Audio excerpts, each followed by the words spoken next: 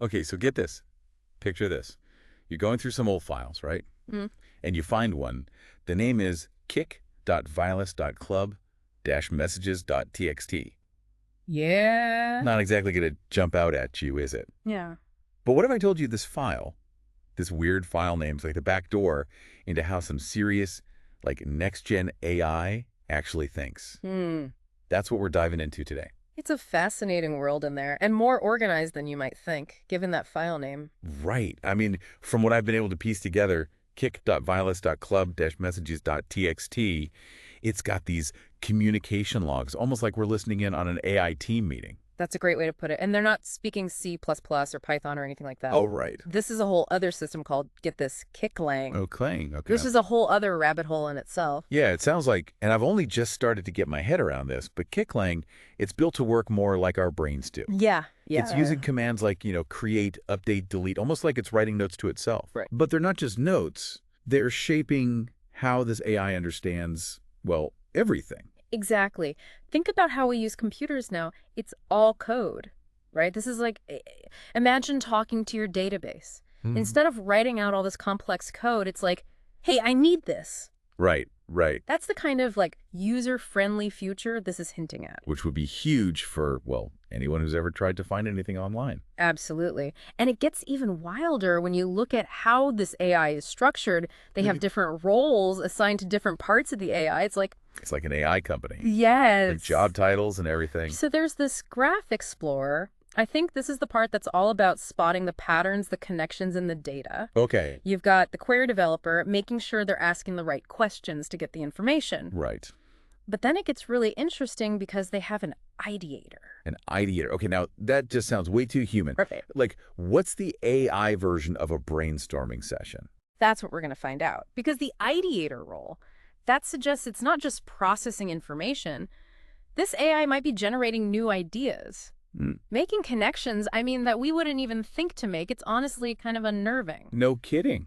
This is already making me rethink everything I thought I knew about AI. Yeah. It's not just ones and zeros anymore. Right. We're talking about something that could be genuinely creative. It really makes you think, what else can these things do? So how do we even begin to decode all of this? Well, the best place to start is Kicklang itself. If we think of this file as a conversation, we need to understand the language, right? Okay, so Kicklang, it's like the AI's native language. How do we even start to understand it? Well, the good news is this kick.violast.club-messages.txt file, it's got examples of Kicklang in action. Oh, perfect. So, like Kicklang 101, hit me with it. All right, so there's this section where it seems like a user is asking the AI to explain how its language model works. Okay. But instead of just getting like a technical definition, the AI gives these examples. And they're tailored to specific situations, almost like it's trying to teach. It's like AI tutoring. That's awesome. Yeah.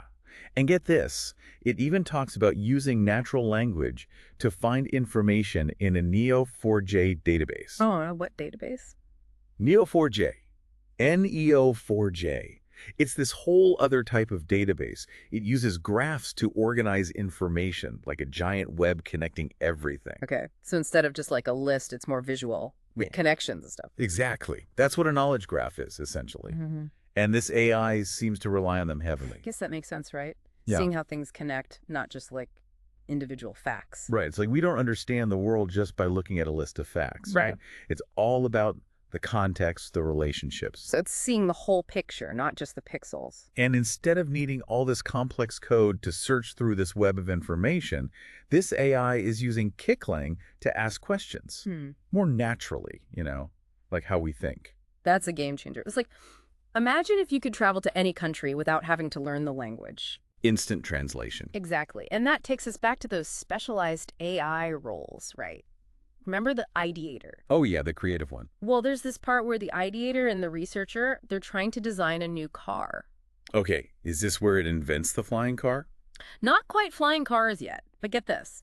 Instead of just looking at other cars for inspiration, the AI suggests looking at consumer electronics. Yeah. Like how we interact with our phones, our tablets. It's actually really smart. Right. It's like this aha moment, connecting these seemingly totally different things. Thinking outside the box, for sure. Right. Think about it. So many breakthroughs in history, they come from these unexpected connections. The printing press was inspired by a wine press, for goodness sake. So it's not just analyzing data, it's using it to come up with totally new solutions. Yes. It's like the AI is brainstorming with itself. And coming up with stuff we wouldn't even think of. Wow. Okay, there's more to this though, right? What about that Flowmaster? That seems important. Oh yeah, we can't forget about the Flowmaster. This seems to be the part that makes sure all these different AIs work together. So the Flowmaster is like the stage manager for this whole AI production. Yeah, kind of. It's making sure everyone hits their mark, everything runs smoothly. But it's not just about keeping things organized. The Flowmaster, it seems to get how to structure the creative process. Okay. Like there's this part in the file where it talks about something called the systematic approach. Systematic approach to what? World domination? No. It's about problem solving, innovation. It lays it out in steps, like gathering information, defining what success looks like, brainstorming ideas, obviously. But then this is crucial. It goes back and evaluates, refines those ideas. So it's not just about having the ideas, it's about making them better. Yes, it's like applying the scientific method to creativity. Wild. It really is. You know, we started out thinking that file name, kick.vialas.club-messages.txt, was just a random string of characters. Now I'm not so sure. Yeah, you're starting to see it too. It's like a little code in itself. It's like the name hints at what this AI is all about. The kick. That's the spark, right? That first jolt of innovation. And Vialas, maybe that's about breaking the mold, doing things differently. Exactly. And messages, well, that's got to be about communication. The AI talking to itself, but also, maybe, AI talking to us. Okay, my mind is officially blown. We went from a jumbled file name to, like, the blueprint for the future of AI. And the best part is, this isn't science fiction. This technology, it's being developed right now. So what does this all mean for the average person? What's the take-home message from our deep dive into kick.vialas.club-messages.txt? I think it tells us the future of AI isn't about robots versus humans. It's about collaboration. Humans and AI working together. Combining our strengths. Exactly. Like having a team of experts always there to bounce ideas off of, solve problems. Explore new possibilities. Exactly. And if this file is any indication, those possibilities, they're pretty much endless. I don't know about you, but I'm excited to see where it all goes from here.